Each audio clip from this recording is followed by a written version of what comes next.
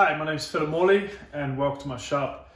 In this video, I want to just introduce pattern cutting on the bandsaw. This is one of my favorite techniques and it's really geared more towards production work. So in this application, I probably wouldn't actually do this because it takes a little more time. I would just cut freehand to the line.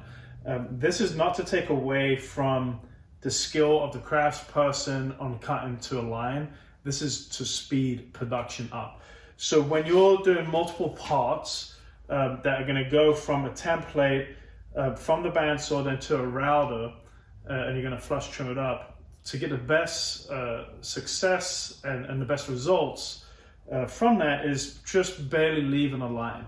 So leaving a 64th, and then when you go to the flush trim bit, it works wonderful, no tear out. What ends up happening is if you're not very good at tracking a line and you leave too much or you're going in and out, that's when you get into trouble. You'll hit a part that's sticking out a little more proud, and it'll just blow out on you. So I'll try to explain this. I'll bring the camera and kind of show it, and then I'll show you how I really use this on some other jigs, and usually it's to do with chairs. But basically what I have here is an L fence, and it's got a relief cut, and there's a portion here that sticks out more proud with a notch that goes around the blade. And what that allows me to do is move this in and out, and I can leave, I can control how much I want to leave as far as waste goes from the template. And so here's my template on my piece of plywood. This template is gonna ride on the actual jig itself. So the overhang, you can see here, this piece that's overhanging the template is actually going to go underneath here. So kind of like using the L fence on the table saw. This little portion allows me to do the curve. So I can come in here, ride that point around and do that cut. Now, this technique's been around forever. Brian Boggs is a huge user of this technique. He does some really amazing stuff on the bandsaw. I've been using it for many years too. And I know woodpeckers, like everything, woodpeckers are always going to find a tool to come out with, but they just came out with a pretty smart setup with magnets and stuff, and it has a little more adjustability than this. So again, this is more production. You might watch me do this and say, why the hell would you do that for this part and not just go to line? I've only got 5 of these pieces to do. I'm making a form, and double stick taping it on and off, I wouldn't do it. I'll just go to the line and then go to my flush trim bit.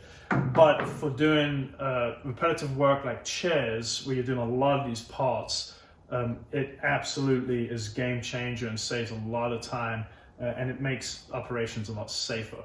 But typically for that, I've got toggle clamps that are holding the part down. So I'll show you a little bit of that too. I'm gonna bring the camera in, kind of just point out a few of these things here, and then go ahead and do this cut so you can get a better idea.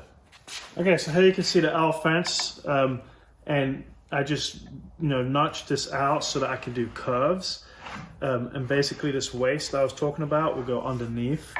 And my blade, I can control how much I want to leave on that waste, just the same as using L fence on the table saw. And so right now, the furthest tooth that's pointing out this way, I've left maybe about a 30-second past this point. And so it should leave me a nice 30-second over the template. So let's go ahead and cut it.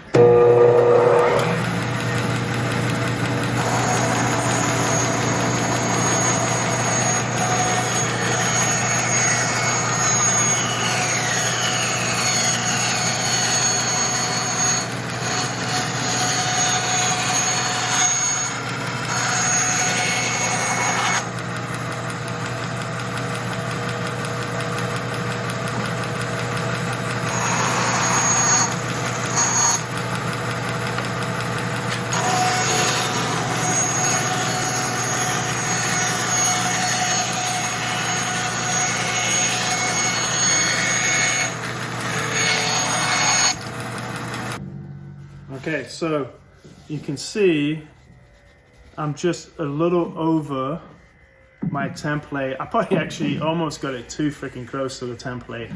So I'm about 15 thousandths over. So now I can take that and I can flush trim that up.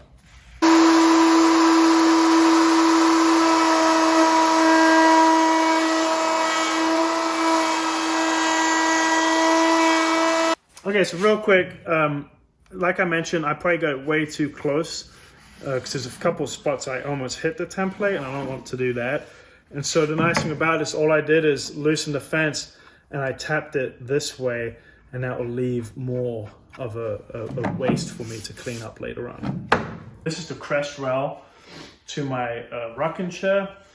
And there's a sequence of events here that you have to follow to be able to do this successfully. But basically, this comes right off the bandsaw. Then I spoke, shave, and sand. No flush trim, it's just such a big part. And the way that works is with a couple of templates. And this is a little bit different, but same concept. This template goes on up against the fence. And then I can move this in and out. And then this guy rides it perfectly. And so you can see how it's the same radius. So male-female template. Now, in this application, we're not saddling that blade. The blade is actually over here. And then I can have my crest rail that's set up, and I can control how much I'm leaving on and off by just moving the fence back and forth. This works incredibly well. Obviously, this will have a little clamp thing. It's gone missing, but I'll just clamp that down.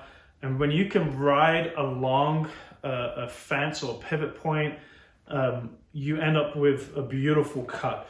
And so from this would take me about 5 minutes to spoke, shaved, and sand, instead of trying to figure out some way to flush trim it. It'll just take forever. Now, the other side of this, so that's this guy. You'll do that first, and then, and again, this is for chair production, right? So I'm doing maybe 12 of these at a time, and then this is the next setup. And so this again goes up against the fence. This rides, I'm not sure what that notch is. I probably used it for something else, but that notch doesn't need to be there. But this rides up against it like this. And so then my crest rail, I've already done this part, will come in here. And there's these little hooks here that will clamp down. And so it's just doing this to that part so it can't move. And then I'll set my bandsaw up to that given line, and then this is just going to follow it through, and it ends up saving me a ton of time than trying to freehand each one of those. I have no pride in about using something to make my life easier. It's all about the end result at the end of the day. So again, I just wanted to share that with you. I hope there was some useful information in that.